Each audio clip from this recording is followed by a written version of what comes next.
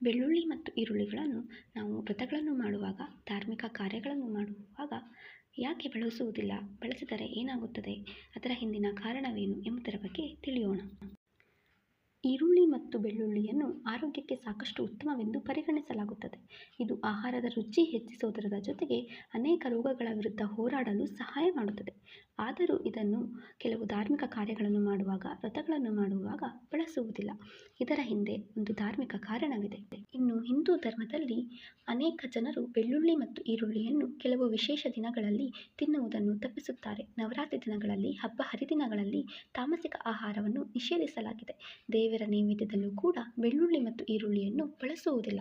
ವೇದಗಳ ಪ್ರಕಾರ ಆಹಾರದಲ್ಲಿ 3 ವಿಧಗಳಿವೆ. ಮೊದಲನೆಯದು ಸಾತ್ವಿಕ ಆಹಾರ, ಎರಡನೆಯದು ರಾಜಸಿಕ ಆಹಾರ, ಮೂರನೆಯದು ತಾಮಸಿಕ ಆಹಾರ.